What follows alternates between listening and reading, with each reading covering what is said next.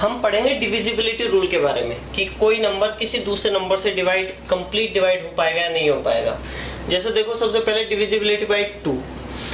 जिस नंबर को हमें देखना है 2 से डिवाइड हो पाएगा या नहीं हो पाएगा, उस नंबर का लास्ट डिजिट देखो। अगर उसका लास्ट डिजिट है 0, 2, 4, 6 या फिर 8, यानी कि लास्ट डिजिट कोई इवन डिजिट है, तो वो 2 से डिवाइड हो जाएगा, अदरवाइज नहीं होगा। फॉर एग्जांपल 710 है तो इसका लास्ट डिजिट क्या है 0, तो ये 2 से डिवाइड हो जाएगा। अच्छा, डिविजिबिलिटी बाय 3 के लिए क्या करते हैं कि वो नंबर जिसको पता करना है कि वो 3 से डिवाइड होगा या नहीं होगा, उस नंबर के सभी डिजिट्स का सम करके देखो। जैसे फॉर एग्जांपल ये यहाँ पे नंबर है 146724, तो इसके डिजिट क्या हो गए 146724, इन सबका सम करके देखो आया 24 3 से डिवाइड हो जाएगा। इसका मतलब ये है कि ये नंबर भी 3 से डिवाइड हो जाएगा।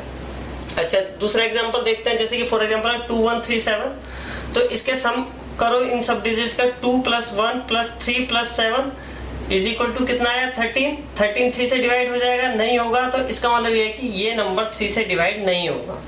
अच्छा, डिविजिबिलिटी बाय 9 देखो, जो 3 का रूल है वही सेम 9 का रूल है। फॉर एग्जांपल हमें देखना है 14679 के लिए कि वो 9 से डिवाइड होगा कंप्लीट या फिर नहीं होगा। तो सम करो सब डिजिट्स का 1 + 4 + 6 + 7 + 9 = 27 9 से डिवाइड हो जाएगा कंप्लीट। इसका मतलब क्या है कि ये नंबर 9 से कंप्लीट डिवाइड हो जाएगा। अच्छा, 2197 के लिए देखो, 2 + 1 + 9 + 7 = 19 9 से कंप्लीट डिवाइड हो जाएगा, नहीं होगा, तो इसका मतलब ये नंबर 2197 9 से डिवाइड नहीं होगा कंप्लीटली। अच्छा, डिविजिबिलिटी बाय 4 के लिए देखो, इसमें हम क्या करते हैं लास्ट के 2 डिजिट देखते हैं। जैसे कि फॉर एग्जांपल हमें देखना है कि 78912, अगर लास्ट के 2 डिजिट या तो 00 है या फिर वो लास्ट के 2 डिजिट 4 से डिवाइड हो जाते हैं, तो वो नंबर 4 से कंप्लीट डिवाइड होगा, अदरवाइज नहीं होगा। फॉर एग्जांपल इसमें देखो 78912 में लास्ट के 2 डिजिट है 1 2, यानी कि नंबर क्या बन गया 12 4 से डिवाइड हो जाएगा, बिल्कुल हो जाएगा, तो इसका मतलब 78912 भी कंप्लीटली 4 से डिवाइड हो जाएगा। दूसरा एग्जांपल देखो 34200, अगर लास्ट के 2 डिजिट 00 है तब भी वो नंबर 4 से डिवाइड हो जाएगा। थर्ड एग्जांपल देखो, जैसे फॉर एग्जांपल 21345, तो लास्ट के 2 डिजिट क्या हो गए 45 4 से कंप्लीट डिवाइड हो जाएगा, नहीं होगा, तो इसका मतलब ये है कि 21345 4 से डिवाइड नहीं होगा। अच्छा, जो रूल 4 का है वही रूल 8 का है। इसमें केवल लास्ट के 3 डिजिट ले लेते हैं। लास्ट के 3 डिजिट या तो 000 हो या फिर जो लास्ट के 3 डिजिट से जो नंबर बनेगा वो 8 से डिवाइड हो जाए, उस केस में वो नंबर 8 से डिवाइड होगा, अदरवाइज नहीं होगा। फॉर एग्जांपल ये देखो 789112, लास्ट का 3 डिजिट है 112, 112 को 8 से डिवाइड करो, ये कंप्लीट डिवाइड हो जाएगा 112, तो इसका मतलब क्या है 789112 कंप्लीटली 8 से डिवाइड हो जाएगा। दूसरा एग्जांपल देखो 268000, तो लास्ट में 3 0 आ गई, तो इसका मतलब ये 8 से कंप्लीट डिवाइड हो जाएगा। अच्छा, थर्ड एग्जांपल देखो 21345, तो लास्ट के 3 डिजिट है 345 को 8 से डिवाइड करके देखो, ये 8 से कंप्लीट डिवाइड नहीं होता है। इसका मतलब क्या है कि ये नंबर 21345 8 से कंप्लीट डिवाइड नहीं होगा।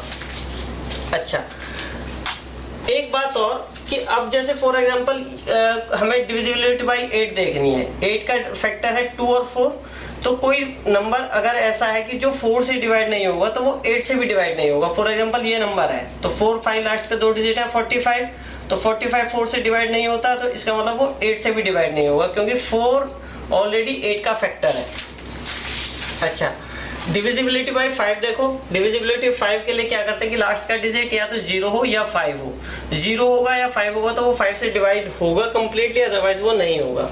डिविजिबिलिटी ऑफ 10 के लिए लास्ट का डिजिट देखो, अगर वो 0 है तो वो 10 से डिवाइड होगा, अदरवाइज वो नहीं होगा।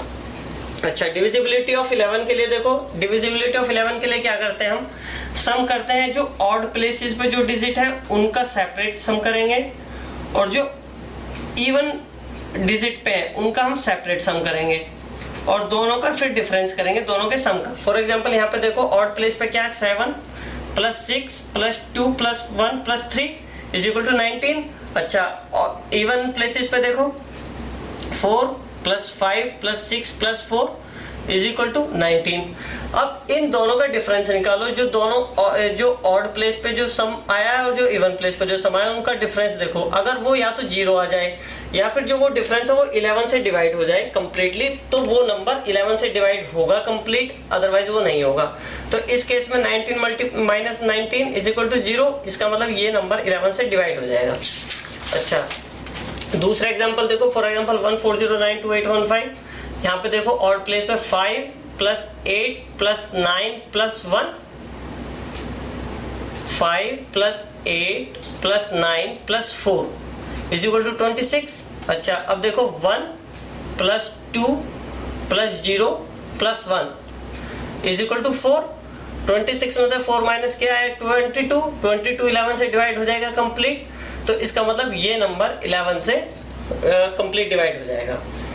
अच्छा, डिविजिबिलिटी ऑफ 13 एंड 7 के लिए क्या करते हैं कि 3 डिजिट के 2 पेयर बना लेते हैं। फॉर एग्जांपल हमें देखना है 375830, तो इसमें 3 डिजिट के पेयर बनाओ 830 एंड 375। एक पेयर में से दूसरा पेयर माइनस कर दो, जैसे कि इसमें आया 830 में से 375 माइनस किया, कितना आया 455। अभी 455 को देखो वो 13 से डिवाइड होगा या नहीं होगा कंप्लीट। अगर हो जाएगा तो ये नंबर पूरा 13 से डिवाइड हो जाएगा, अदरवाइज वो नहीं होगा। अच्छा, अब ऐसे ही इसमें देखो, अब इसमें है 5 डिजिट 1411, तो इसमें एक डिजिट और लगा दो लेफ्ट साइड में, तो ये हो गया 6 डिजिट का। तो 118 एक पेयर हो गया, 11014 एक पेयर हो गया। तो 118 में से 14 माइनस के कितने बचे 104 13 से डिवाइड हो जाएगा, बिल्कुल हो जाएगा। तो इसका मतलब ये नंबर 13 से डिवाइड हो जाएगा। अच्छा, सेम रूल 7 के लिए, 3 के डिजिट पेयर बनाओ। तो 6, जैसे ये है 520653, तो 653 हो गया एक पेयर और 520 एक पेयर हो गया। तो 653 में से 520 माइनस क्या है 133 7 से डिवाइड हो जाएगा। इसका मतलब ये पूरा नंबर 7 से डिवाइड हो जाएगा। अच्छा, डिविजिबिलिटी ऑफ 25 के लिए क्या करते हैं कि या तो लास्ट के 2 डिजिट 00 हो या फिर वो लास्ट के 2 डिजिट ऐसा नंबर 25 से डिवाइड हो जाए, तो वो नंबर 25 से डिवाइड हो जाएगा, अदरवाइज वो नहीं होगा।